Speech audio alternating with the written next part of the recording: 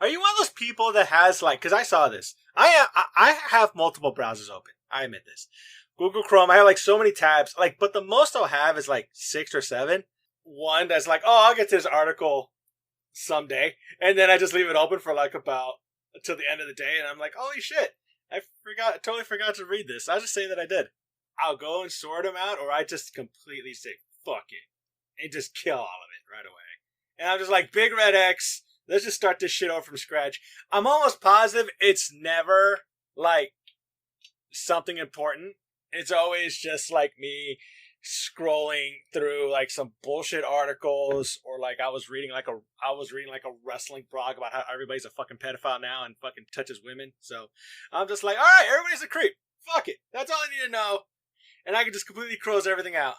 All your heroes are creepos. We're human. We're gonna do creepy shit. Yeah.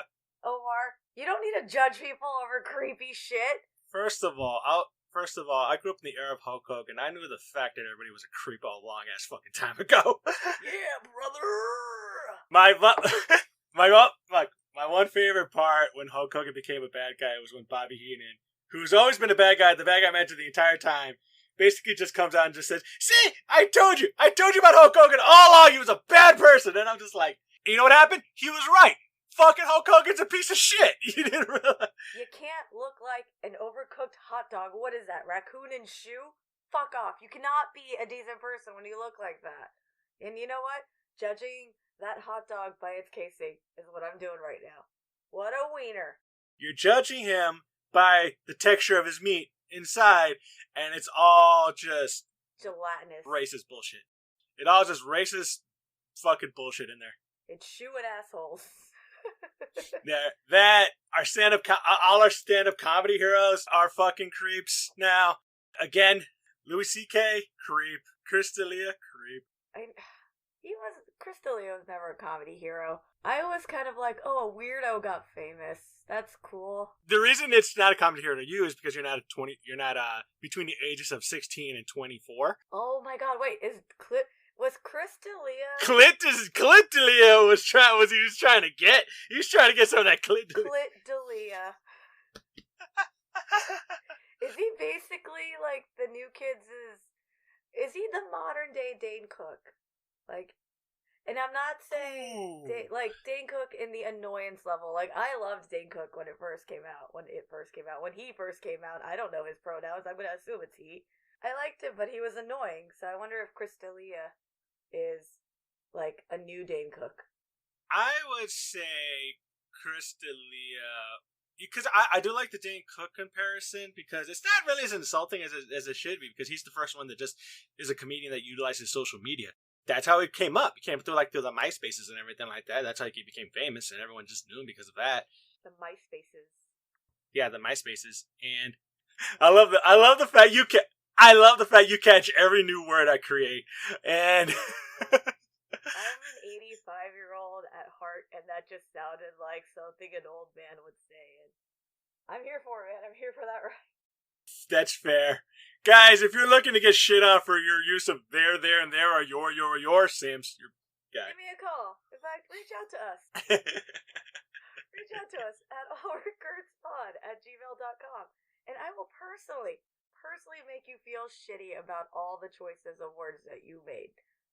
Sam will go through all your grammar regrets. That's what she would go through. And you know what? Funny story. Not even that great of a speller.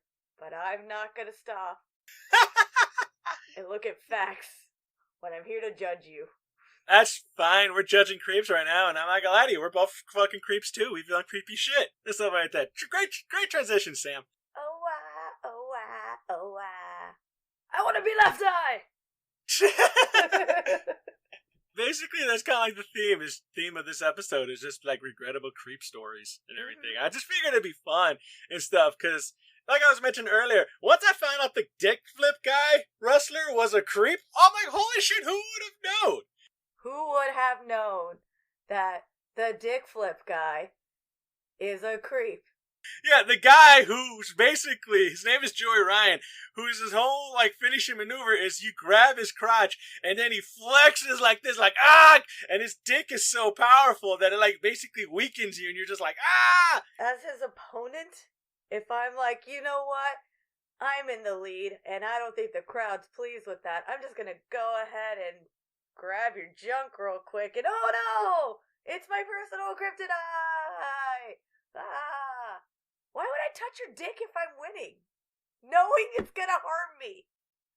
True. But you have to realize, in kayfabe, or the universe in which us wrestling fans are in, it's basically like, this guy's crotch is so powerful that if you just basically, like I said, if you touch it, or if you do like an atomic drop, where it's just basically you pick up the guy and then you drop him on your knee, his crotch on your knee, and normally it hurts the person a lot, it hurts your knee more. And stuff like that. It's kind of like if you just like, instead of kneeing somebody, you need a wall. And the wall is his dick. His sturdy, made out of concrete dick wall.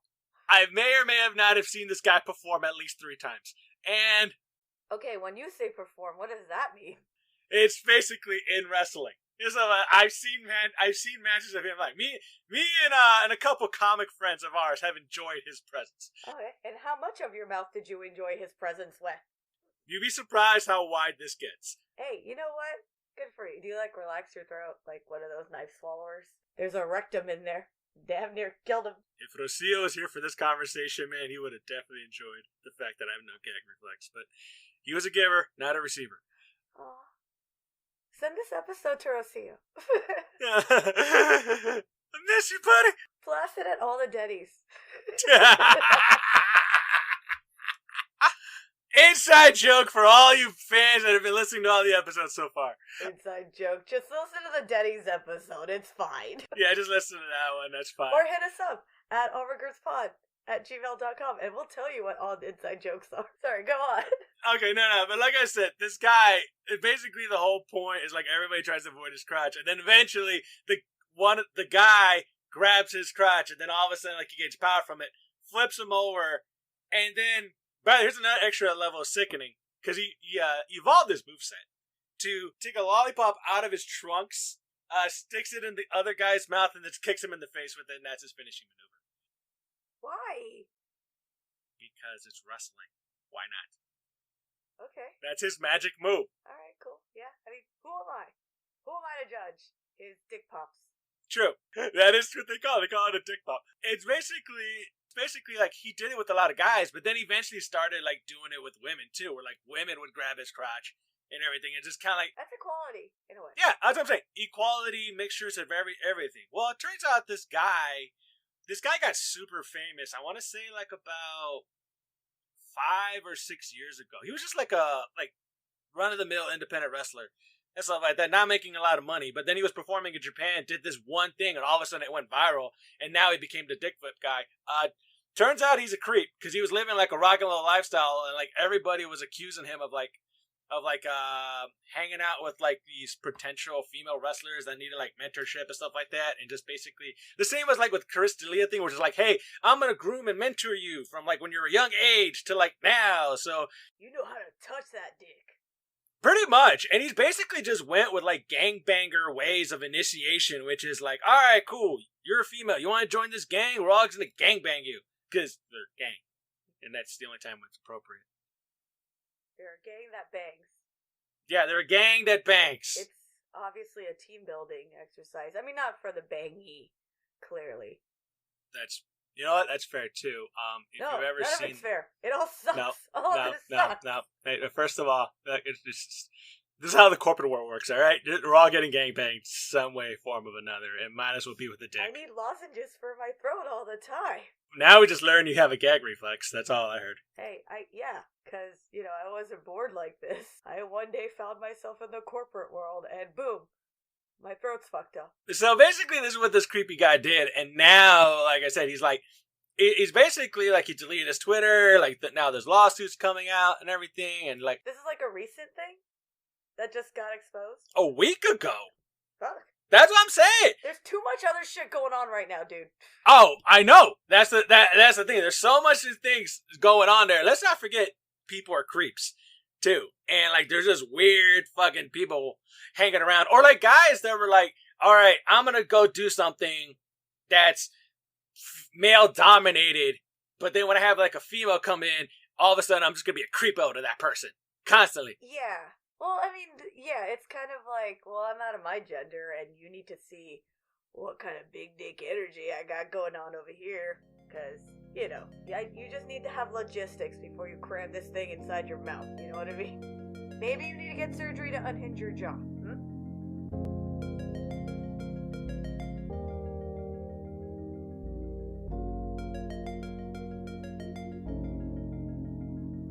Welcome to the All Regerts podcast, a podcast about regrets. I will be your host, Sam Narani, with my co-host, Omar Gonzalez.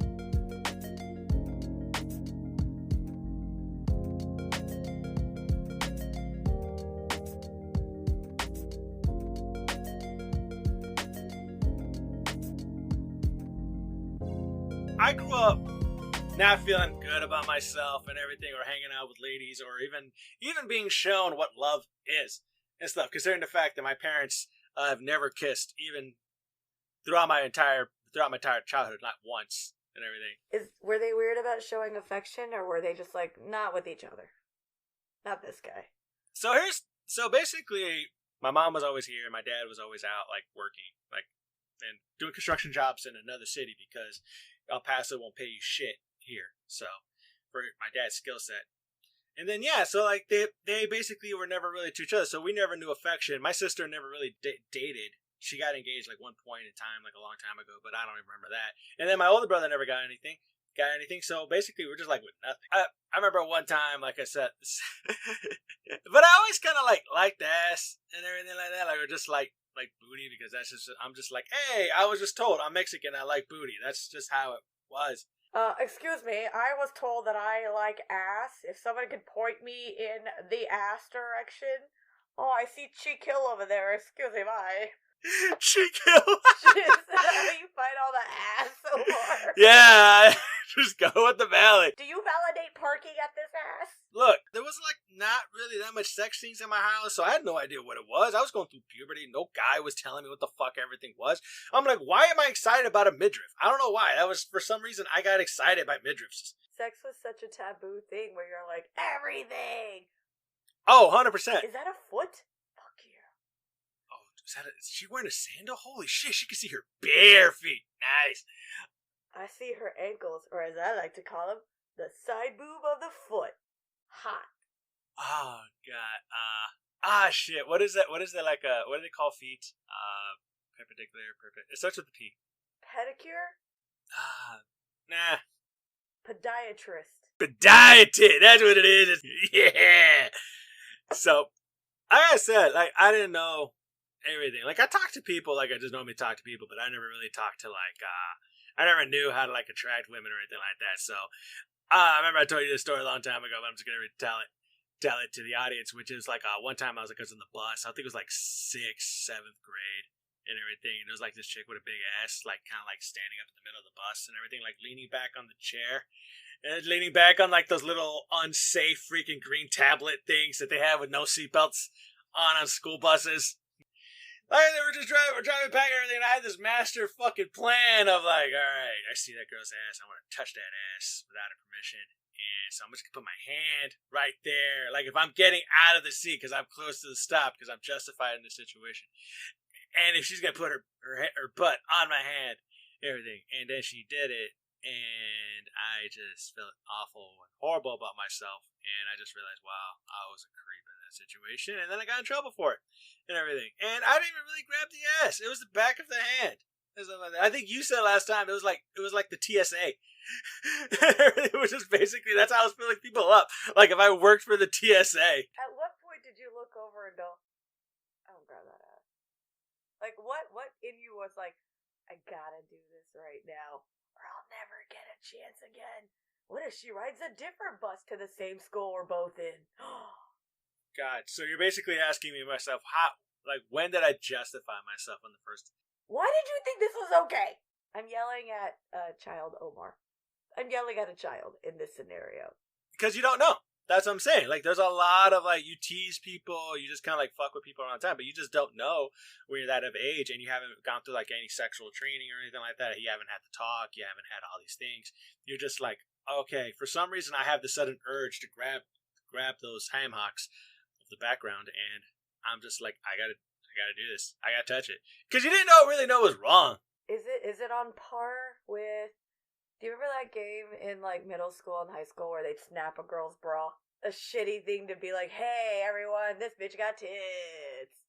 Yes, and that reminded me of something that got me in trouble at church. More creepy stories from Omar. That's what this theme of this podcast is. The religious edition.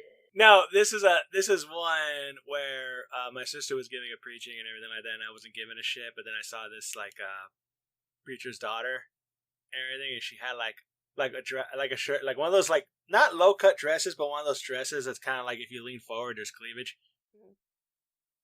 Like on Dawson's Creek when Pacey was all about that teacher. Yeah. Hello, Miss Teacher. I'm Pasty. I love naked ladies. Yeah. I'm on a boat right now. So basically, I just kind of like went up a paper wad, threw a little paper wad, and I just did a swish. Right there. Perfect shot inside her shirt. She just freaks out. She's like, oh, what the hell? Like, my sister gets mad at me, and I'm in trouble again. And I learned that, at that point, women don't like it when you throw paper towels, when you throw like little pieces of paper towel inside their cleavage. Okay, I'm gonna have you step back from that lesson. Okay. And look at it. You're gonna look at it as the forest for the trees. Otherwise, you can't see your own shit on your knees. Brr. How about the lesson is, don't fucking objectify these bitches. Maybe not call them bitches either. I don't think that was appropriate, Omar. You bitch. No, it wasn't, Sam. Like I said, but here's the mentality of like people that are not explained boundaries, rules, and everything. They're not explained. They're just not explained that this is actually wrong and you shouldn't be like doing these things. I guess like not having gone through that experience of being a creepy person, like I said back then in an obviously creepy way. This is like obvious creepy shit. I didn't realize now of all the creepy shit that we do, that guys do now. And that's like the part that's like super tripping me out before. Because I would figure like the creepiest thing I think I've done recently. Recently? Nah, okay, not because like years ago. And then like you also like want to attract women, but you don't know how to. So like I've always figured like, and I see a lot of like I think I see a lot of like romantic comedies and stuff where it's like, oh, you're walking down the hallway, this person walking the hallway, they kind of bump into each other. It's like, hey, good to see you. Let's go out on a date. Yay! And everybody's super happy. Oh, hey. Knock. Hey, sorry I ran into you. I see you're wearing pants too. How funny. I'm wearing pants. Did you go to the pants store for these pants? This is the porn edition. That went very porny right away. The pants store? Yeah, look, our writers are new, okay? They're just out of college. They haven't had the real world yet, okay? What college did they graduate from where the most creative place they could talk about is the pants store? The writing program at University Phoenix Online. Oh, that's fair. Yeah. This is what we get when we hire in cheap. We don't have interns, so look. I'm paying them mostly in exposure. Look, I'm not gonna lie to you. And coupons. I am a very sophisticated porn actor. Ooh. Actor. I'm an adult actor. Were you classically trained? I was classically trained in the arts. Juilliard has a division for like guys with big cocks. That's a special program that they have. Oh, you mean Julie Hard? Yes, Julie Hard. That's where I came from, and I understand that you guys need somebody to just be like, oh, I'm up, and then it goes. But I need like plot, storyline, motivation for your character. Yeah. No, it's not for me. It's for him. He needs motivation. Yeah, let me help you out here. The motivation is, your cock goes into that. So go do that so I can give you your goddamn paycheck, alright? Your motivation is, I get it. You gotta pay your damn bills, alright? Go fuck that lady. I can go film it, and then I can pay your goddamn check, and we all go home. I got kids to go home to. I can see they're working the lights. I'm aware of it. I know, I love my family. I also don't think that 12-year-olds should be doing lights. Not only that, but I think they should doing it on an adult film set. What?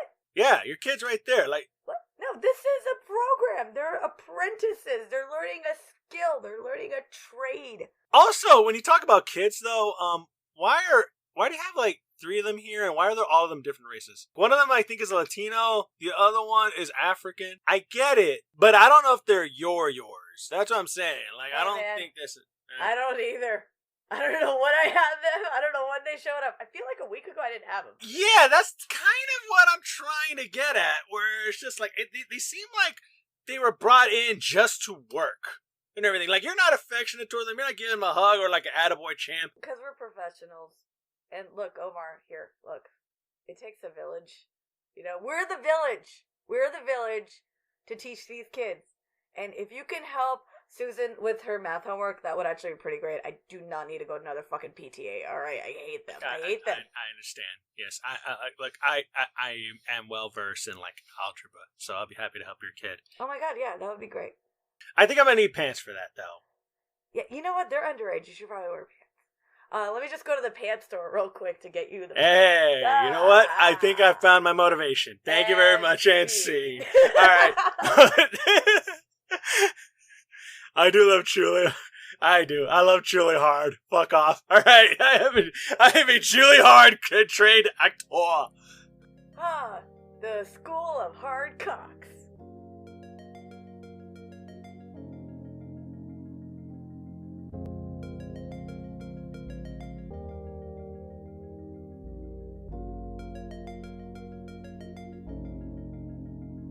That was our show. Thank you again for listening. And please follow us on Instagram at allregertspod, and Facebook, and on all the other social media stuff. And subscribe. If any of these stories have inspired you to come up with a regret, send us your regrets at allregertspod@gmail.com.